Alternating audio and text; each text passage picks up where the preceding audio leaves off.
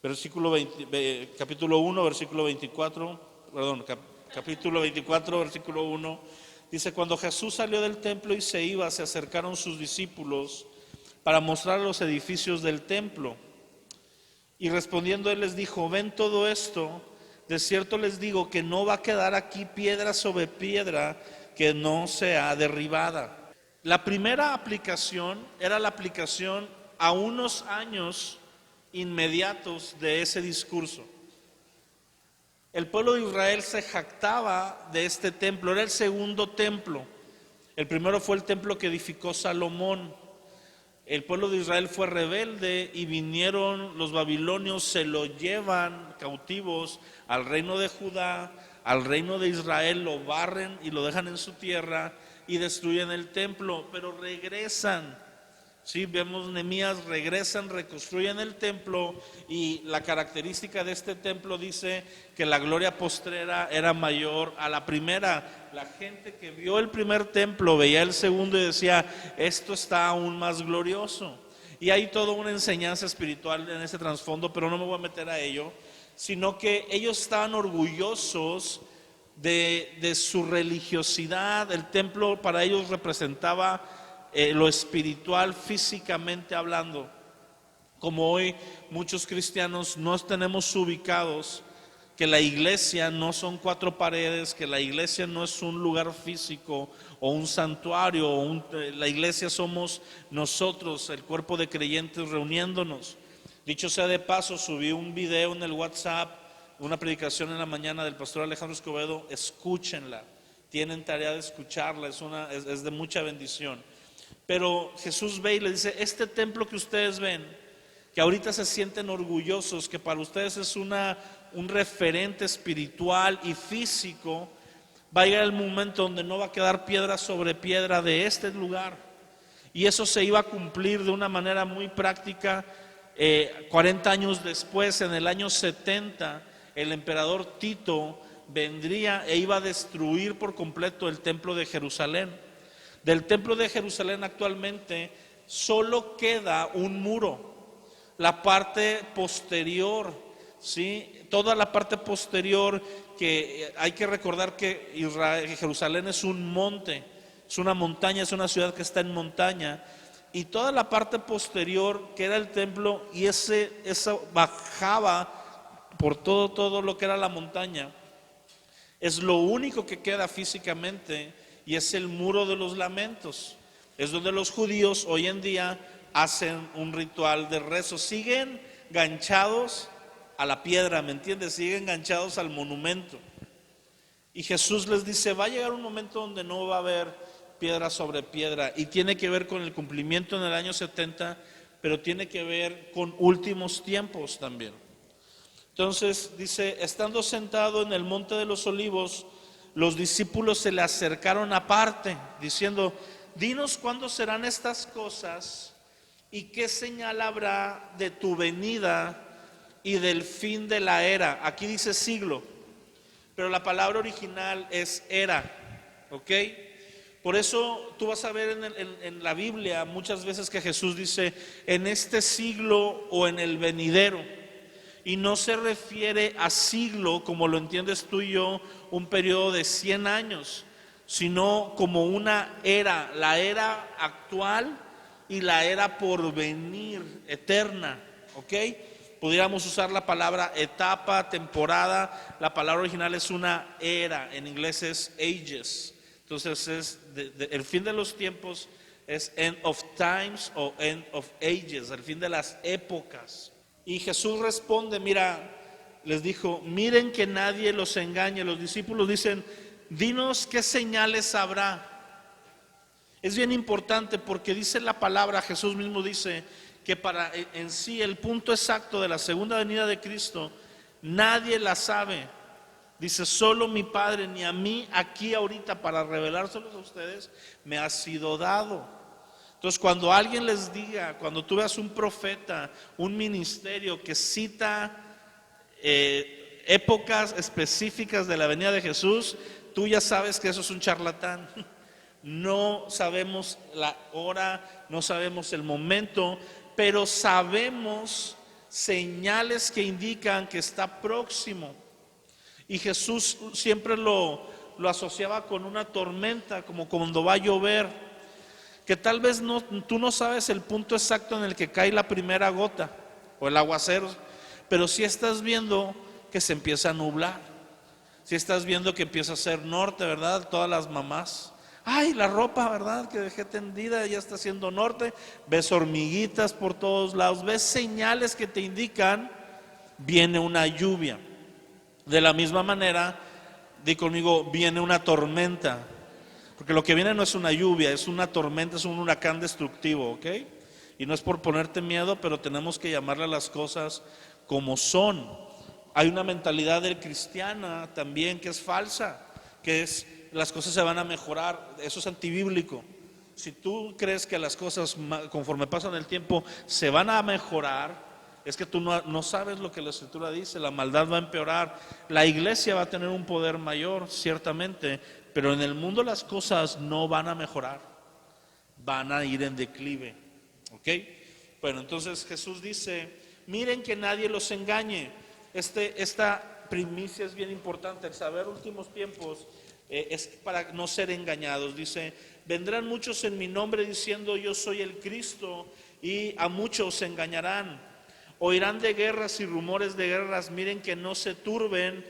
Subraya esto, dice, porque es necesario que todo esto acontezca, pero aún no es el fin.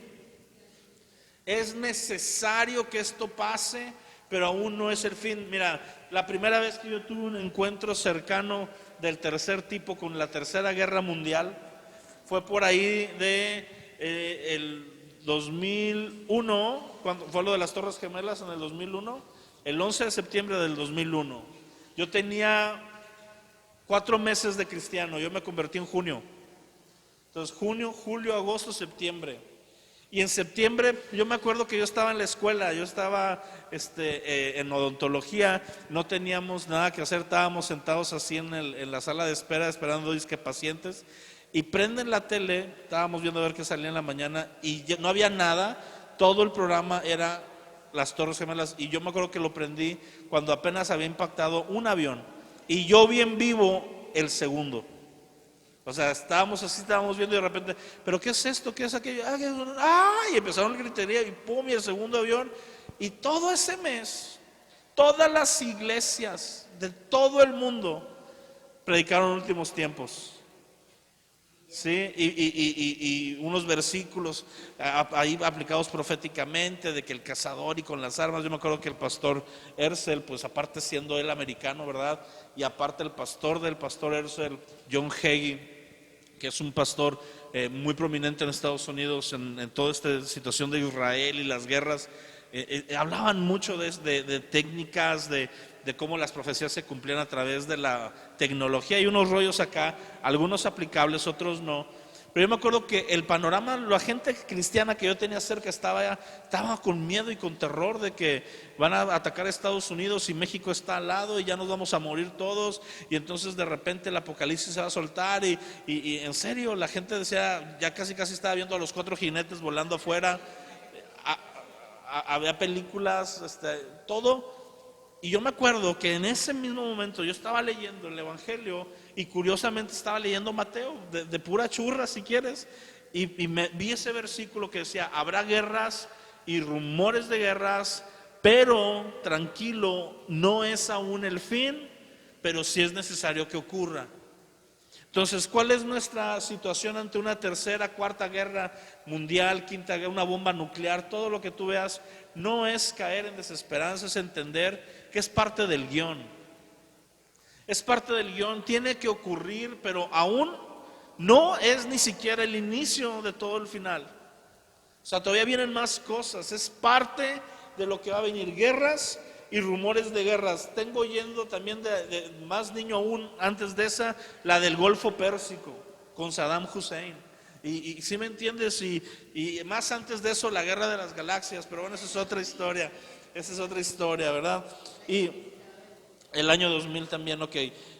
Dice, fíjate, versículo 7, porque se levantará nación contra nación, reino contra reino, habrá pestes y hambres terremotos en diferentes lugares. Todo esto lo hemos estado viendo.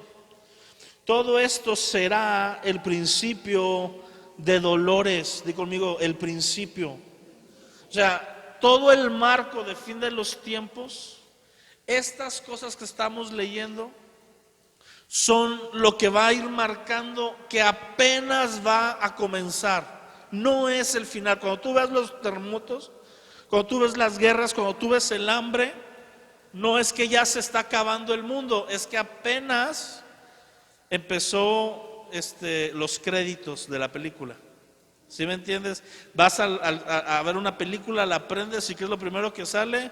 Pues quién hizo la película, ¿no? Universal, Fox, ta. Bueno, esto es esas cortinillas. Apenas va a ir iniciando. Todavía queda un periodo largo y todavía queda un proceso que va a vivir la humanidad, pero estos principios de dolores ya son cosas muy fuertes. No podemos minimizarlas. Son circunstancias que por sí solas son devastadoras. Hemos visto terremotos. ¿Cuántos terremotos has visto a lo largo de tu vida? Yo he visto fuertes en Haití, en Chile, el de México hace relativamente poco, Japón hace año y medio o 2 años que se quedó sin electricidad durante 15 días, todo Japón. Y oímos y nosotros no medimos la magnitud de esos eventos porque no estamos ahí. Aún el de México, no estamos ahí, está aquí dentro de nuestro territorio, pero no medimos la magnitud de lo que ocurrió, gente de lo que perdió. Y el situarnos en los últimos tiempos, a veces es muy fácil cuando no te sitúas en aquellos que ya comienzan a vivir el principio de dolores, aunque todavía no sea el fin, pero para ellos ya está muy pesado. La gente que está en las guerras, la gente de Siria, la gente en Irán, la gente en Irak, en Israel, las fotos que vemos, los terremotos, los temblores, las pestes, enfermedades. Yo me acuerdo cuando yo era niño que empezaba lo del SIDA a ser popular, ¿verdad? Y eso es tomado como una de las grandes pestes de la época moderna, ¿verdad? Y escuchar de diagnósticos, el cáncer, enfermedades cada vez más agresivos, cada vez más fuertes, que para la persona que lo está experimentando, aunque Jesús no haya venido, se acerca a su fin. No sé si me estás entendiendo esa parte. Y hay cristianos que van a enfermar, hay cristianos que van a vivir terremotos, hay cristianos que van a tener pestes, hay cristianos sin que aún sea el principio de dolores. Y si no estoy preparado mentalmente para saber que hay un tiempo donde eso va a pasar, si me llega a pasar a mí algo, a baja escala, pero a mí va a ser devastador. Y hoy tenemos cristianos que no saben cruzar una enfermedad. Y no estoy diciendo que sea fácil, pero estoy diciendo que si la palabra me dice que todo lo puedo en Cristo que me fortalece, si la palabra me dice que Él está conmigo todos los días hasta el fin del mundo, si la palabra me dice que esta leve tribulación, que pronto ha de pasar, no se compara con la gloria venidera, entonces yo tengo herramientas para poder vencer esas cosas. Sí, Alicia, dime. Sí, son enfermedades, básicamente. O sea, la palabra original tiene que ver con la degeneración por enfermedad. ¿Ok? Luego dice, fíjate lo que viene después. Entonces, dice versículo 9, los entregarán a tribulación y los matarán y serán aborrecidos toda la gente por causa de ¿qué? De mi nombre. Va a haber una persecución contra los cristianos, porque la causa de la persecución es el nombre de Cristo. O sea, voy a detenerme ahorita un poquito en cada uno, voy a ir más adelante para abarcar todo el tiempo con versículos que quiero abarcar. Luego fíjate lo que dice, muchos tropezarán. Ahí muchos tropezarán. Si tú eres de los que anotan, puedes anotar la siguiente palabra, muchos se escandalizarán. Ahí la palabra tropiezo La palabra griega es la otra palabra escándalo. Y es un escándalo, es físicamente hablando una piedra que sale de lo normal para provocar que caigas, como un escalón, pero que no debe de estar ahí. A eso se refiere escándalo. Cuando dice la palabra que muchos se escandalizarán, es que muchos van a caer en tropiezo por situaciones abruptas que van a ocurrir dentro del cristianismo y van a tropezar. Y luego Jesús dice, porque es necesario que vengan tropiezos, pero hay de aquellos por los que vienen los tropiezos. Y cuando yo veo eso, veo pastores que caen en adulterio, que caen en homosexualismo, que se les encuentra robando dinero, suicidándose, y el mundo cristiano que está alrededor de ello, ¿qué pasa? Se simbra. Y los que no son fuertes en la fe, así empiezan a caer, porque se escandalizan, porque ocurrió un ¿qué? Un escándalo. Sí, por eso aquí tropiezo es eso, es un escándalo, está ocurriendo. ¿Ok? Entonces va a haber escándalos en la fe. Y por los escándalos en la fe van a dar pie, dice, muchos falsos profetas se van a levantar y engañarán a muchos. Por haberse multiplicado la maldad, el amor de muchos se enfriará, mas el que persevere hasta el fin, este será salvo. Y será predicado este evangelio del reino en todo el mundo para testimonio a todas las naciones, y entonces vendrá el fin.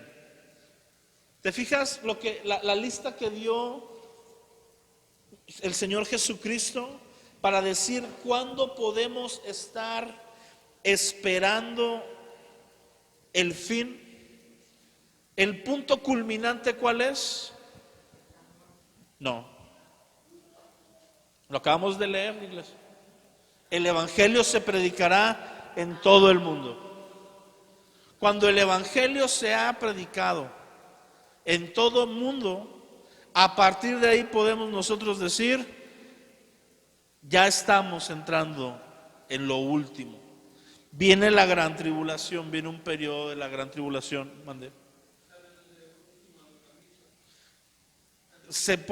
Muchos dicen que va a haber dos grandes avivamientos, uno para que el evangelio sea llegado a todas las naciones, y otro ya durante la tribulación para que los inconversos se conviertan. ¿Ok? Estamos hablando, pero de avivamientos a nivel macro, así bañados. Mande. Algo que dicen todos cosas diferentes, de que nosotros no vamos a estar en la Trinidad. Ok, ahorita no vamos a meternos en ese tema, sí es parte de, pero estamos viendo el puro principio de dolores. Cuando entremos a la gran tribulación vamos a ver las diferentes posturas, y básicamente hay dos: que la iglesia o no cruza la gran tribulación, es arrebatada antes, o que la iglesia es arrebatada durante la gran tribulación. Y ya en este segundo sector hay dos, que una es que es arrebatada a la mera mitad, y otra que es arrebatada casi 10 días antes, ¿no? Por poner una fecha así, muy poquito antes de la segunda venida de Cristo. Entonces, esos son asuntos que vamos a ir tratando, sí se van a ver, pero me quiero centrar en principio de dolores. Entonces, ¿por qué se le llama principio de dolores? La otra traducción correcta es dolores de parto. ¿Ok? ¿Por qué? Porque los dolores de parto son el proceso físico en el cual una mujer se da cuenta que está a punto de dar a luz. Empieza un periodo, y sobre todo, acuérdate que tenemos que situarnos en la época de Israel, donde no había cesáreas, ¿verdad? No había tanta tecnología. Entonces las mujeres normalmente cruzaban para dar a luz, aun cuando el niño muriera en el proceso, cruzaban por el periodo de dolores de parto. Y los dolores de parto tienen una característica, y es que van de menos a más, en intensidad y en, ¿cómo se le llama? Frecuencia. Así exactamente. Primero, es más, al principio ni se dan cuenta que es, ay, sentí algo, ¿verdad? Una patadita y ya empezó, pero como no es tan fuerte, y es lo que ha pasado. Acuérdate que este mensaje, la iglesia que recibe este mensaje, está situada más, cuando mucho, 60 años después de Jesucristo. El último libro de la Biblia cronológico es Apocalipsis y se escribió en el año 90 después de Cristo. De tal manera que este mensaje, la iglesia incipiente, la iglesia del libro de los Hechos, recién convertida, la que estamos leyendo los domingos, tienen como memoria, si quieren voltear el abanico para ustedes, si tienen ahí calor. Yo como quiera aguanto, no se preocupen. Ellos lo escucharon del Jesús, los apóstoles, y los primeros cristianos lo escucharon repetido de los primeros apóstoles. Y luego el apóstol Juan es el que escribe Apocalipsis. Entonces, la iglesia de este mensaje que tú y yo leemos ahorita en el 2020 fue un mensaje que se le dio a la iglesia recién nacida. Y ellos esperaban estos hechos. Desde aquel entonces murieron generaciones completas sin verlo. Y yo creo que nuestra generación es una de las generaciones más cercanas a la que lo va a ver. ¿Ok? Yo trato de mantenerme mesurado. No soy de los que dice que yo lo voy a ver. Me gustaría a cierta parte. En otra digo, si pasa, pues nada más que esté listo, ¿verdad? Pero a la vez vemos ciertas cosas que nos dicen ya está cerca. Es decir, los cristianos que vivieron la caída de Jerusalén, para ellos era como si ya estuviera pasando parte de la gran tribulación, y luego se dieron cuenta que no. Después vino Hitler, bueno, muchísimo después, estoy hablando de cosas muy recientes. Los creyentes, los cristianos que vivieron todo lo que era la persecución, la diáspora judía, todo lo que fue el holocausto, decían, este tiene que ser el anticristo. No creo que, si es más desgraciado que él, imagínate. ¿Y qué crees? Pues que no era. Entonces, si es más desgraciado, si va a ser peor. Pero empezaron dolores, empezó un cólico por allá, ¿sí me entiendes? Hubo un terremoto en Pompeya que barrió casi toda, con el volcán y todo esto, casi toda la isla. Y para esa generación eran principios de dolores. Pero antes había un margen y eran grandes terremotos cada 100 años, cada 200 años. Ahorita, si tú estudias durante los últimos 15 años, ha habido terremotos más fuertes y más pegados que en los 100 años antes. Es decir, la frecuencia aumenta y la intensidad también aumenta. La maldad va aumentando. Ahora, alguien diría y alguien me preguntaría, y a lo mejor es lo que tú te preguntas, y si no te lo preguntas, ojalá y te lo preguntaras, pero la pregunta sería, ¿por qué es necesario que venga tan intenso esto? ¿Por qué no mejor de otra manera? Fíjate lo que dice Mateo 24:21, lo acabamos de leer. Porque habrá entonces una gran tribulación, tal como no ha acontecido desde el principio del mundo hasta ahora, ni acontecerá jamás. Es decir, hemos vivido tribulaciones. El cristiano ha vivido persecuciones desde su nacimiento. Mateo 24:21. Ahorita leímos Mateo 24 y apunta ahí Lucas 21 también. Son discursos paralelos. Pero Jesús está diciendo, va a venir una gran tribulación, una persecución, Porque la tribulación es la época donde se está persiguiendo al creyente por ser creyente. Aunado hay temblores, hay catástrofes y todo esto. Pero un temblor lo va a vivir igual un cristiano y un no cristiano. Pero la persecución por ser cristiano solo la van a vivir ¿quiénes? Los cristianos. O sea que el cristiano va a vivir lo que le toca al injusto, ahí va a estar, y aparte va a vivir lo que le toca a él por ser cristiano. O sea que ser cristiano, viéndolo desde el punto de vista práctico, humano, terrenal, carnal, va a estar del nabo. Pero ser cristiano y mantenerte en Cristo en esa época va a ser un testimonio increíble en Cristo Jesús. Y Cristo va a sostener a su iglesia.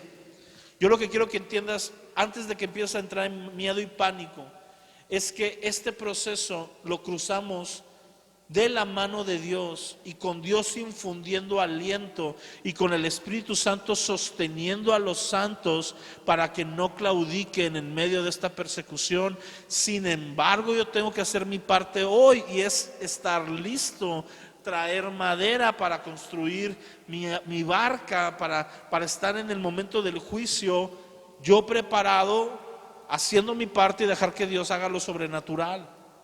¿Ok? Te voy a enlistar, hice una lista, lo voy a volver a mencionar como lo leíamos. Son 10 cosas que vimos del inicio hasta que viene el Evangelio a todo el mundo. Y lo primero dice falsos maestros y falsos cristos. Va a haber falsos maestros, pero va a haber falsos cristos. Esto es bien importante, mi amado. Yo no sé cuántos de ustedes ven Netflix. ¿Cuántos ven Netflix? Hay una serie que se acaba de estrenar la semana pasada que se llama El Mesías. Cuando yo vi esa serie, de que se anunció, y a la misma semana Donald Trump e Irán se andan dando trompos, y yo ya tenía preparado el estudio, dije, esto está grueso. ¿Por qué? Porque eso es una serie y tiene su efecto. Pero ya está en series, eso es a lo que voy, se está levantando el concepto de el Mesías falso. Guerras y hambres es la segunda cosa que vemos. Falsos maestros, falsos cristos, guerras y amenazas de guerra, ya tocamos el tema. Hambres y terremotos. La cuarta cosa es una persecución y odio contra los cristianos. O ahí podemos poner contra los creyentes, porque va a ser contra la iglesia y va a ser contra Israel. No. Tienes que ser cristiano. O sea, el odio es contra Cristo. Entonces, si tú eres... No, es que puede ser un testigo de Jehová, decir eso no es, y no va a haber un odio, porque el odio es contra los creyentes. Por eso quiero, a lo mejor dice Abimael, es una palabra. No es una palabra. Es decir, esta persecución no la va a vivir un testigo de Jehová, un mormón, un musulmán, aunque estén en contra del aborto todos ellos.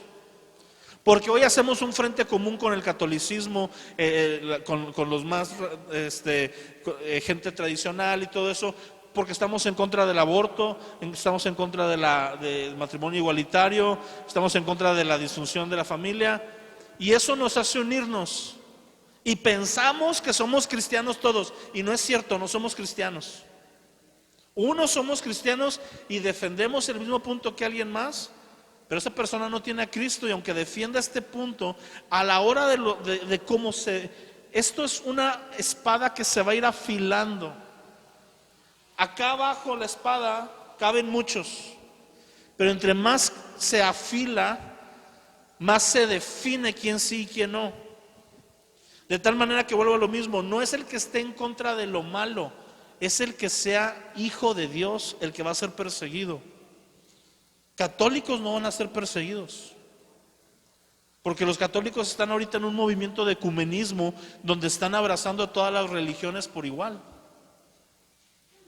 Pero cuando yo digo, esto es así, Y solo así, y es Cristo mi estandarte. Mi estandarte no es un movimiento religioso, no es ni el avivamiento, no sé si soy pentecostal. Ya los cristianos ahí, ese punto lo anhelo yo, porque ya no va a ser si eres bautista, si eres metodista, si eres presbiteriano. Todo eso va a valer gorro. Es si eres cristiano, sí o no. Y entonces Cristo, el estandarte de tú pararte y decir yo creo en Jesucristo, va a ocasionar que la gente te quiera matar. Va a ocasionar que tus amigos cercanos le hablen por teléfono al gobierno y le den tu ubicación. Tú leíste ahí, se entregarán unos a otros. No quiero caer en un pánico, pero las llamadas de los pastores van a estar siendo interceptadas. Ojalá y pudiéramos llegar a tener redes sociales. Ni eso vamos, ¿sí me entiendes? O sea, va a llegar un punto de persecución cercano a la gran tribulación, volvemos a lo mismo, donde por ser cristiano tú, habrá un odio en contra tuya, y quien te entregue y te mate creerá que está haciendo lo correcto. Y ahí va incluido todo creyente, y va a ir incluido parte de Israel, el pueblo de Israel que abrace a Jesús como Mesías para ese momento de persecución. Será perseguido por ser el pueblo de Dios, y la iglesia por ser la novia de Cristo. O sea que toda persona que tiene pertenencia en Dios va a estar perseguido. Va a haber traición y odio entre la gente. Muchos entre los cristianos, volvemos a oír, vemos una traición. Padres van a entregar a hijos, hijos van a estar en contra de padres. Se van a romper los lazos familiares, se va a ir haciendo toda una serie de cosas. Falsos profetas, este periodo, la persecución de los cristianos, cuando muchos se vuelven atrás por escándalos y la traición y odio, entran en un periodo que se llama la apostasía. ¿Qué es la apostasía? La apostasía es un periodo donde el que ya es cristiano deja de serlo. Se aparta de su fe. ¿Por qué? Entre por la persecución, entre por que no pueda romper lazos familiares, y entre el escándalo. Va a haber escándalos donde muchos van a dudar de su fe, porque aquellos hombres o mujeres que ellos veían como héroes de la fe cayeron. Y entonces, si tú no estás firme en Cristo, tú vas a apostatar. No sé si me entiendes esa parte. O sea, y eso lo hemos vivido cada vez que alguien de renombre en la fe es expuesto en un pecado, en algún error, muchos creyentes se vuelven atrás. ¿Sabes cuándo hubo una gran apostasía? No la gran apostasía, pero una grande, hace relativamente poco. ¿Cuándo murió el Papa Juan Pablo II? ¿Quién se acuerda? ¿2007? ¿2006, 2007? 2005.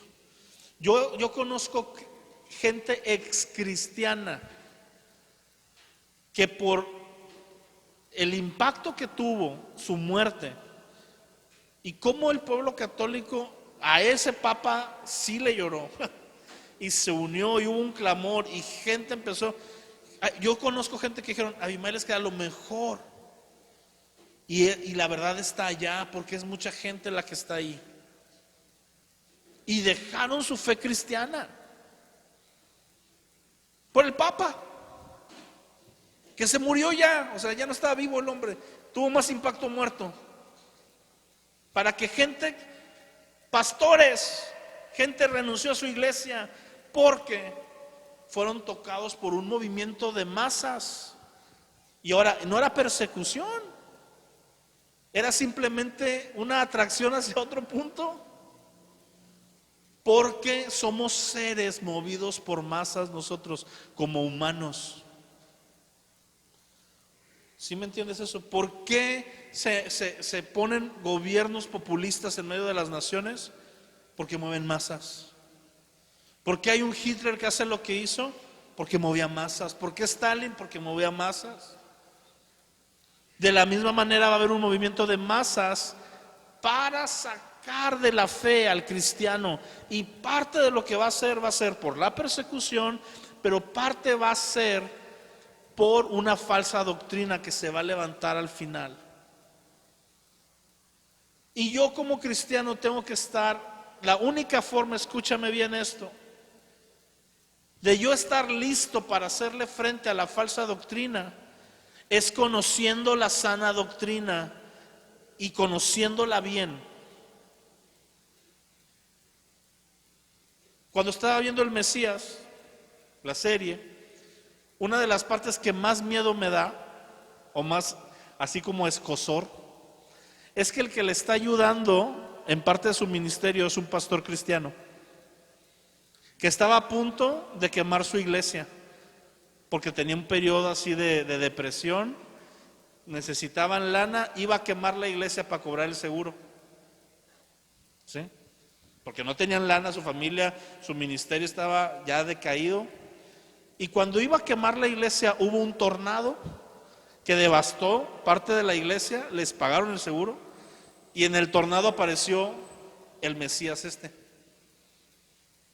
Y este pastor le está dando asilo en la serie a un cuate que va, o sea, que, ¿sí me entiendes? Se está levantando para decir que toda la fe de este pastor y todo lo que él ha predicado por años no es, y lo tiene durmiendo en la casa. Y hasta cierto punto está atraído y dudando. Y uno ve eso y dices, qué increíble, porque tal vez no sea por un pelado así que apareció en un tornado, pero cuánta gente hoy cristiana está cambiando su predicación por falsas doctrinas hoy. O sea, yo quiero que me entiendas, yo estoy tratando de hacerte un paralelismo entre el clímax del fin de los tiempos y cosas que ya se pueden estar viviendo en sombra y figura hoy, que nos deben de importar mucho porque hoy estamos vivos aquí nosotros. ¿Cuántas iglesias hoy se está predicando la hipergracia? Puedo citarte nombres de las de aquí, no lo voy a hacer. La hipergracia es una doctrina donde se exagera la permisión de Dios para tu pecar. Es decir, tú eres salvo, siempre vas a ser salvo, sal y fornica, porque al fin y al cabo tú ya eres salvo. Y tal vez dices, Abimael, así no se predica. Sí, sí se predica a veces ya hasta ese punto. O sea, yo aquí te puedo citar de las más grandes de Ciudad Victoria, están abrazando esas doctrinas. Entonces, ¿qué pasa? Abunda el pecado dentro de las iglesias. Pero lo peor es que es una doctrina falsa. Pero es una doctrina falsa que se parece mucho a la verdad. ¿Por qué se la creen los cristianos? Porque la mayoría de los cristianos promedio no están bien instruidos en la verdad. Entonces le das una pseudo verdad y ya los ganchaste. ¿Sí? Y es un peligro, sobre todo en la época en la que estoy, donde prendes el Facebook el domingo y todo el domingo vas a ver predicaciones de diferentes iglesias, grandes y chiquitas, de todos lados del mundo. Ya todos podemos ser escuchados. Es una ventaja para los que predicamos sana doctrina, pero es una desventaja para la bola de mentirosos que hay por ahí. Y para los ignorantes más. ¿Y qué pasa? El pueblo creyente, que dice la palabra en Oseas, mi pueblo perece por falta de conocimiento, es decir, no conocen lo verdadero. No me conocen, dice Dios. Les pintan un Dios que se parece a mí y se van detrás de él. ¿Qué fue lo que hizo Aarón? No él, Aarón, no ese Aarón, porque volteó bien asustado. ¿Estás bien? Juega. Volteó así. ¿Qué fue lo que hizo Aarón? Aventó los pendientes de oro y el brazalete y salen el becerro de oro. ¿Y qué le dice a Israel? Le dice, Israel, estos son tus dioses. O sea, no le dijo, mira, adora esto en vez de Dios. No, dijo, estos son. Este becerro que te acabo de hacer, este es el que te sacó de Egipto. ¿Qué le dice Dios a Moisés? No manches, ve y deshazme todo, o sea, mata a estos cuates. Y se levanta la tribu de Leví, mata a unos y hay una masacre, ¿sí me entiendes? O sea, y eso es lo que vemos hoy. Versículo, bueno, no es versículo, es 8 en la lista. Gran maldad. La maldad se va a multiplicar. ¿Sabías que ahorita, nada más para que te des cuenta del grado de maldad que hay, ahorita el crimen está en un grado que tú y yo no podemos imaginarnos? Tú y yo vemos noticias, no es minimizarlas, pero tú y yo vemos noticias como el asesinato de la masacre ahora en Saltillo del joven que mató a la maestra y todo, y es muy triste y es muy penoso, pero eso no es el grado de maldad al que estamos viviendo hoy en día. Hay cosas que se mueven por debajo del agua que tú ni te imaginas que existiría. ¿Sabes que hay algo que se llama la red profunda o la deep web? ¿Quién sabe algo de la deep web? Levantando la mano. Que los millennials. Chido. Y yo no soy millennial, pero de hecho sí es cierto, yo soy millennial. Los que se levantan la mano son generación Z, hay un error ahí en los años. Pero bueno, la deep web es una red como internet, pero que entras a base de servidores especiales y básicamente están súper mega codificadas. Se le llama red profunda porque es como si lo que tú vieras en Google, en Facebook, todo fuera la punta del iceberg, luego está el agua y abajo hay cosas. Bueno, acá abajo, las páginas que están ahí, las redes sociales, hay redes sociales de sicarios, que tú contrates ahí para que vayan y maten gente al otro lado del mundo, les depositas en criptomonedas, en bitcoins, ya no en dinero, van y hacen el asesinato. Hay una página donde tú pagas, esta gente secuestra personas, los tienen en video y tú pagas para que los torturen conforme tú vayas pidiéndolo en el chat de ahí. Quítale un dedo. Y en el video van, agarran a la persona y le quitan un dedo porque tú acabas de depositarles ahí $1,000. Y es como si fuera una subasta, entra otro. Yo pongo 5,000, viólalo. Aquí enfrente en el video.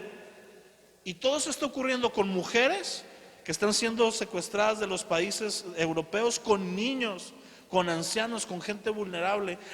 O sea, ¿a quién se le ocurre hacer ese tipo de cosas tan grotescas y perversas y malas? No sé si me entiendes. Eso es un grado de maldad que tú, a lo mejor ahorita te eché a perder la noche, ¿verdad? Pero que tú andas normalmente comprando tortillas y no sabes que en un punto del mundo eso está ocurriendo, pero ni te pasa por aquí, pero eso está pasando y eso se va a multiplicar. ¿Y por qué hay este grado de maldad tan perverso y tan grande? El amor de muchos se va a enfriar.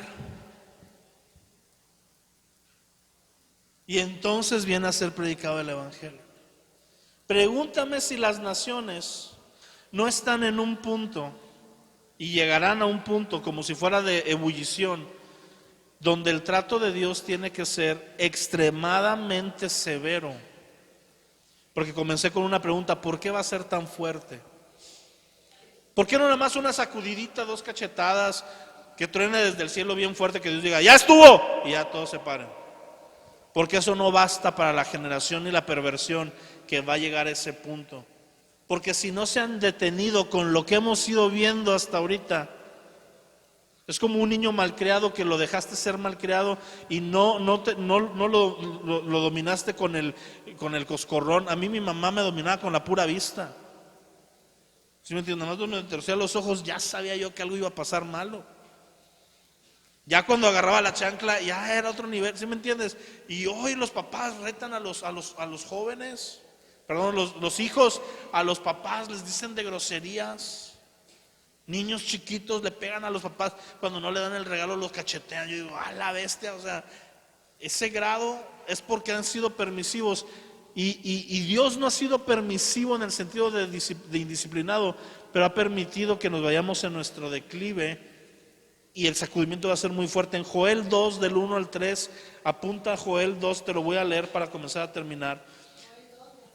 Dice: toquen trompeta en Sión y suenen la alarma en mi santo mi santo monte. Tiemblen todos los habitantes de la tierra. ¿Cuántos habitantes de la tierra? Y cuando Dios dice tiemblen todos, agárrate. Porque viene el día del Señor. Así, ese es otro nombre que se le da a la segunda venida de Cristo. Muchos lo conocen como el juicio final, el fin de los tiempos, el día del Señor grande y temible. Otro autor del Antiguo Testamento lo dice así también. Porque está cercano el día de tinieblas y lobreguez, día nublado y de densa oscuridad. Uno pensaría que el día del Señor va a ser luz y bendición, pero comienza con la noche. ¿Sí sabías tú que los días de Dios comienzan con la noche? Porque Dios no termina nada en oscuridad, el día termina en la mañana. Cuando tú ves, dice, y fueron la noche y la mañana un día. La noche no es cuando termina el día. Así lo entendemos nosotros en nuestro lado occidental. Pero Dios creó para que en lo más oscuro de la noche venga la luz. Dice la palabra: aunque la noche haya dolor, el gozo vendrá de mañana. Pero el día del Señor comienza ¿cómo? Con noche. Hay oscuridad, hay nubladez. Como la aurora sobre los montes se extiende un pueblo grande y poderoso. Nunca ha habido nada semejante a él, ni tampoco lo habrá después por años de muchas generaciones. Delante de él consume el fuego y detrás de él abraza la llama. Como el huerto del Edén es la tierra delante de él, y detrás de él un desierto desolado, de él nada escapa. Va a ser un tiempo, un sacudimiento muy fuerte. Y te voy a terminar de decir 2, 3 frases. El juicio que viene de Dios contra la maldad no es porque Él sea un Dios severo, es porque Él es un Dios amoroso, aunque no lo entendamos a veces así. Es decir, el juicio que trae Dios está cimentado en amor, no en enojo. No creas que Dios dijo, ya hasta aquí, ya me enojé. No. Hay un amor, es decir, ese amor es, por un lado, voy a concluir ya, para estar con mi iglesia por la eternidad, los amo, y toda la venida de Jesús, todo el que ellos estuvieran aquí en la tierra, ha sido una preparación para que estén conmigo unidos íntimamente por siempre. O sea, Él quiere recuperar lo que se perdió en el Edén, que era unidad.